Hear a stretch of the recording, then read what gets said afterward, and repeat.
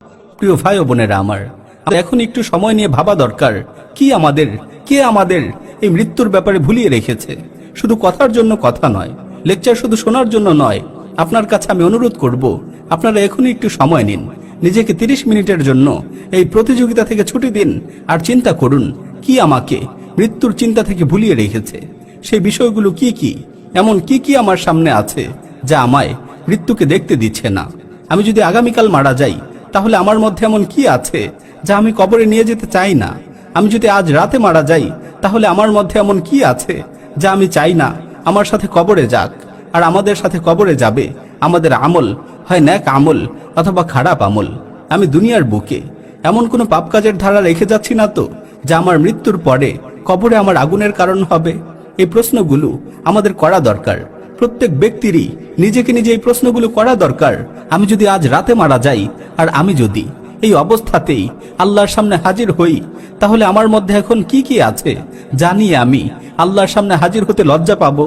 রাসূল সাল্লাল্লাহু আলাইহি ওয়াসাল্লাম বলেছেন, যে যেভাবে জীবন যাপন করে তার মৃত্যু সেভাবেই হয়, আর যেভাবে মৃত্যুবরণ করবে সেভাবেই সে পুনরুত্থিত হবে।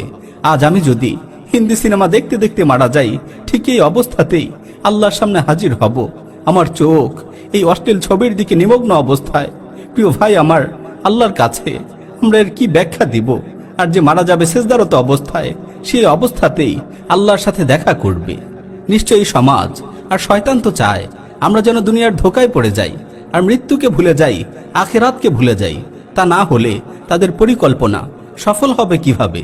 কিন্তু আপনাদের কাছে আমার প্রশ্ন, জন্ম আপনার, মৃত্যুও আপনার। আপনার কবরে আপনিই থাকবেন, আল্লাহর সামনে আপনিই দাঁড়াবেন।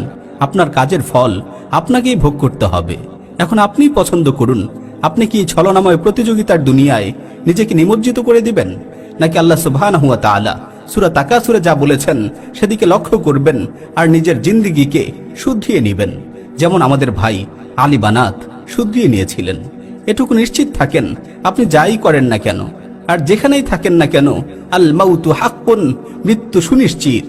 এখন পছন্দ আমার এবং আপনার, হয় আমরা মৃত্যুকে ভুলে যাব আর দুনিয়ার প্রতিযোগিতায় মেতে উঠব, এবং মৃত্যু তার সঠিক সময়ে আমাকে পাকড়াও করবে, এবং শয়তান আমার দিকে তাকিয়ে তার সমস্ত মিথ্যা প্রতারণা নিয়ে বাতাসে মিলিয়ে যাবে পরবর্তী শিকার ধরার জন্য, এবং আমি আল্লাহর ক্রোধ এবং অভিশাপ নিয়ে অন্ধকার কবরে নিক্ষিপ্ত হব। অথবা আমরা আল্লাহর কথাকে বিশ্বাস করব, মৃত্যুকে ইয়াকিনে নিয়ে আসব, এবং আল্লাহর সাথে দেখা করার প্রস্তুতি নিয়ে এখনই জীবনকে নতুন করে সাজানোর নিয়াত করব। আমা তাওফীকি ইল্লা বিল্লাহ, ওয়া আখির দাওয়ানা আনিল হামদুলিল্লাহি রাব্বিল আলামিন।